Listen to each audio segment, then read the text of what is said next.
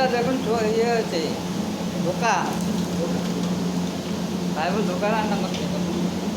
কেমন হয়েছে আপনারা দেখবেন তো। টেস্ট করে দেখে নেবেন।